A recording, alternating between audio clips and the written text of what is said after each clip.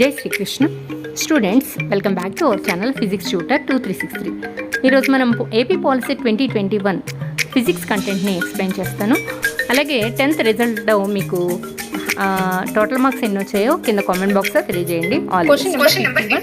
The amount of heat required to raise the temperature of 1 gram water by 1 degree Celsius is called. ఇక్కడ మనకి amount of heat కనుక్కోమంటున్నారు. 1 degree Celsius 1 gram వాటర్ని 1 degree Celsius పెంచడానికి కావాల్సిన heat అంటే Q = MS delta T formula ఉంది కదా మనకి. దీనిలో M 1 gram, delta T 1 gram అయితే, డెల్టా T 1 డిగ్రీ సెల్సియస్ అయితే Q = ఎంత అవుతుంది అనమాట, 1 క్యాలరీ. ఎందుకంటే ఇవన్నీ CGS యూనిట్స్లో ఉన్నాయి కాబట్టి Q కూడా CGS యూనిట్స్లోనే. So option 3 is the right answer. Question number 52. Two bodies A and B are at temperatures -100 degrees Celsius and 173 Kelvin respectively. The body at higher temperature is. ఇక్కడ A యొక్క temperature -100, B temperature 173 kelvin. ఇలా వేరు యూనిట్స్లో temperatures ఉంటే ఏది higher ఏది lower అని మనం decide చేయలేం. కాబట్టి మనం రెండింటిని కెల్విన్ యూనిట్స్లో కన్వర్ట్ చేసుకోవాలన్నమాట. సో -100ని కెల్విన్లో కన్వర్ట్ చేసుకుంటే -100 + 273 that is 173 kelvin. So A యొక్క టెంపరేచర్ 173 కెల్వినే, బి టెంపరేచర్ కూడా 173 కెల్వినే. So both are at same temperature. Question number 53. Which of the following pairs of substances have the same values of specific heat? Specific heat values ఒకటే ఉన్నవి మనకి ice and kerosene. ఇది already ఒక 2016 పేపర్లో repeated question. Ice and kerosene oil రెండింటికి 0.5 calorie per gram degree సెల్సియస్గా ఉంటుంది అనమాట specific heat value. So Question number 54. When touched, we feel that a metal piece is colder than a wooden piece. This is due to the transfer of heat from our fingers to. ఒక metal పీస్ని కనుక touch చేస్తే అది చల్లగా ఉండడానికి కారణం ఏంటనమాట, అది మన బాడీ నుంచి హీట్ని అబ్జర్వ్ చేసుకుంటుంది కాబట్టి. So heat transfer from fingers to metal piece only. Option 1 is the right answer. Question number 55. A samosa appears to be cool outside, but it is hot when we eat because the curry inside it has ingredients of. ఇది మనకి specific heat అప్లికేషన్లో వస్తుంది. ఏమని, సమోసా లోపల ఉండే ఈ potato, onion ఇవన్నీ కూడా హై స్పెసిఫిక్ హీట్ వాల్యూస్ ఉండడం మూలన ఇవి చాలా స్లోగా కూల్ అవుతాయి. So because it has the ingredients of higher specific heat value. Option 2 is the right answer. Question number 56. Which of the following is not an example of refraction? Refraction కానిది అంటే ఇలాంటి క్వశ్చన్స్కి మనం 4 ఆప్షన్స్ చదవాల్సిందే. First option ఏంటన్నమాట, bottom of the swimming pool with water appears to be raised. దీనికి కారణం రిఫ్రాక్షనే. Pencil placed in a tumbler of water appears to have a bent. This one also due to refraction. Lemon kept in a glass of water appears to be bigger than its size. This will also due to refraction. Option 4. Appearance of our image in a plane mirror. దీనికి కారణం refraction కాదు, ఇది reflection వల్ల జరుగుతుంది మనకి image కనబడడానికి కారణం. So option 4 is the right answer. Question number 57. The speed of light in benzene is 2 × 10⁸ meters per second. Its refractive index is ఇప్పుడు మనం రిఫ్రాక్టివ్ ఇండెక్స్ కనుక్కోవాలి. బెంజీన్లో లైట్ యొక్క స్పీడ్ ఇచ్చారు. దీనికి మనం స్పేస్ ఫర్ రఫర్ క్లో చేద్దాం ఈ ప్రాబ్లమ్ని. n = c/v అనే ఫార్ములా యూజ్ చేసి లెక్క చేయొచ్చు. n = c/v. c value 3 × 10⁸ meters per second. అలాగే మనకి v వాల్యూ ఇచ్చారు, speed of light in benzene that is 2 × 10⁸. So రెండు క్యాన్సిల్ చేస్తే 3/2 దట్ ఈస్ 1.5. nకి యూనిట్స్ ఉండవు కాబట్టి n value 1.5 only. So option 3 is the right answer. Question number 58. A light ray travels from air to glass with an angle of incidence 45 degrees. The possible angle of refraction is. ఇక్కడ light ray travels from air to, ఇది normal అనుకుంటే, ఇదేమో air అనే medium, ఇదేమో glass అనే medium అనుకుంటే, air medium నుంచి అంటే ఈ రెండిట్లో కంపారిటివ్గా ఎయిర్ ఏమో రేరర్ మీడియం, గ్లాస్ ఏమో డెన్సర్ మీడియం అవుతుంది. ఎయిర్ నుంచి గ్లాస్లోకి బెండ్ అయ్యేటప్పుడు బెండ్స్ టువర్డ్స్ ద నార్మల్, ఎందుకంటే స్పీడ్ ఆఫ్ లైట్ తగ్గిపోతుంది కాబట్టి it bends towards the normal. ఇక్కడ యాంగిల్ ఆఫ్ ఇన్సిడెన్స్ ఇచ్చారు 45 degrees అని. ఇక్కడ angle of refraction possible value ఎంత అవుతుంది, దీనికన్నా తక్కువ ఉంటుంది. ఎందువల్ల అంటే ఇట్ బెట్స్ టువర్డ్స్ నార్మల్ కాబట్టి 45 కన్నా తక్కువ ఉన్న వాల్యూ ఇందులో ఏది ఉందన్నమాట, option 4. So option 4 is the right answer. Question number 59. According to laws of refraction which of the following lie in the same plane? ఒకే ప్లేన్ లో ఉన్నవి ఏవి? వీటిలో లాస్ ఆఫ్ రిఫ్రాక్షన్ ప్రకారం మనకి ఒకే ప్లేన్ లో incident ray, normal, refracted ray. So option 2 is the right answer. Question number 60. Question number 60. A focal plane is, focal plane అని దేన్ని అంటారు అన్నమాట, perpendicular to principal axis. Focal plane principal axis కి perpendicular గా ఉండే plane అన్నమాట. Option 2 is the right answer. Question number 61. Which of the following lens is used as magnifying lens? Magnifying lens ఏదన్నమాట, double convex లేదా biconvex lens. Option 1 is the right answer. Question number 62. A convex lens gives an image of the same size of the object when the object is placed. Same size of the object ఎప్పుడు ఏర్పడుతుంది? Image size, object size ఒకేలాగా ఉండే situation ఎప్పుడంటే object ని centre of curvature దగ్గర ఉంచినప్పుడు, at the centre of curvature. Option 4 is the right answer. Question number 63. Pick the correct answer from the following 2 statements. ఈ statements రెండిట్లో కరెక్ట్ ఏదంటే రెండు చదివి మనం డిసైడ్ చేయాలి. A lens has at least 1 curved surface. రైటే కదా, ఒక కర్వ్డ్ సర్ఫేస్ అయినా ఉండాలి. మనకి plano convex, plano concave lenses లో ఒక కర్వ్డ్ సర్ఫేసే ఉంటుంది కాబట్టి plano concave lens has 2 curved surface. ఇది రాంగ్. ప్లేనో కాన్కేవ్ అంటే మనకి ఈ షేప్ లో ఉంటుంది, ఇలా ఈ షేప్ లో ఉంటుంది. సో దీనికి ఒకవైపు ఏమో ప్లేన్ సర్ఫేస్, ఒకవైపు కర్వ్డ్ సర్ఫేస్ ఉంటుంది కాబట్టి 2 కర్వ్డ్ సర్ఫేసెస్ అనేది wrong. So option only A is true. Option 1 is the right answer. Question number 64. The material suitable for making heating element of electric iron is. Electric iron లో ఉండే heating element ఏదన్నమాట, nichrome. Option 2 is the right answer. Question number 65. ఇక్కడ physical quantity SI units, వీటిని matching చేయాలన్నమాట. Electric current unit ఏంటి, ampere. So ఇక్కడ మనం చిన్నగా పెన్సిల్ తో యాంపియర్ కి సి కదా, ఆప్షన్ సి పెట్టుకోవాలి. అలాగే ఎలక్ట్రిక్ ఛార్జ్ కి కూలుంబ్ ఏ, ఎలక్ట్రిక్ పొటెన్షియల్ కి volt B. So 1C 2A 3B, 1C 2A 3B. Option 1 is the right answer.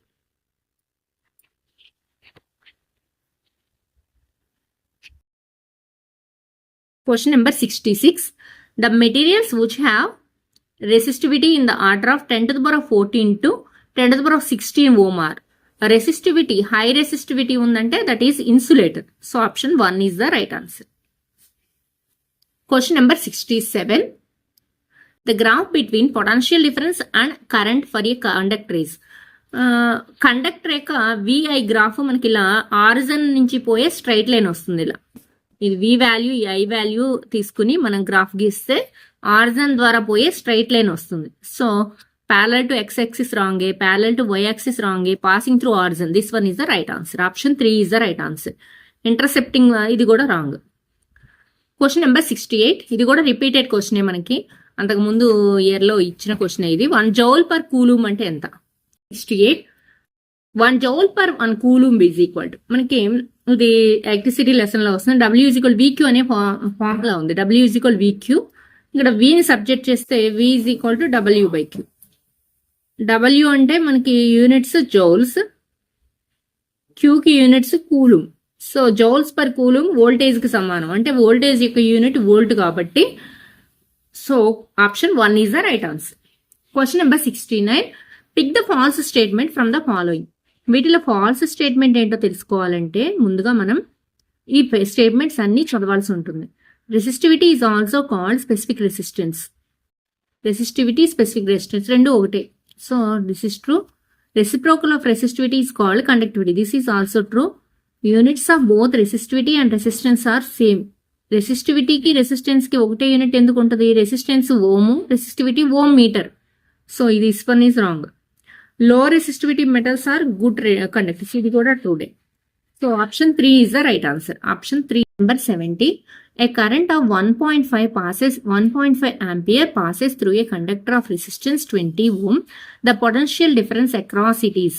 మనకి ఇచ్చిన వాల్యూస్ రాసుకుంటే కరెంట్ ఐ ఏమో కరెంట్ ఐ వాల్యూ ఎంత ఇచ్చారు 1.5 ఆంపియర్స్ 1.5 ఆంపియర్స్. అలాగే రెసిస్టెన్స్ ఆర్ ఎంత ఇచ్చారు 20 ఓమ్స్. స్పేస్ ఫర్ రఫర్ క్లో చేద్దాం ఈ లెక్క. దీంట్లో మనం పొటెన్షియల్ డిఫరెన్స్ కనుక్కోవడానికి వీజికోల్ ఐఆర్ ఫార్ములా ఇక్కడ స్పేస్ ఫర్ రఫర్ క్లో చేశాను చూడండి. వీజికోల్ ఐఆర్ ఫార్ములా అప్లై చేస్తే I value 1.5 R value 20 multiply చేస్తే 30 volts. So option 2 is the right answer. Option 2 is the right answer 30 volts. Question number 71. The materials which are useful in making diodes, transistors and integrated chips etc. are మనకి వీటిలో diodes transistors use చేసే పదార్థం ఏదన్నమాట semiconductors. So option 3 is the right answer. Question number 72.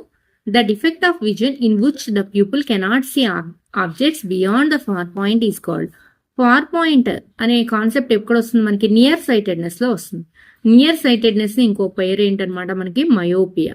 So myopia option 3 is the right answer. Question number 73. For a healthy I the accommodation of eye lens will be in the range of.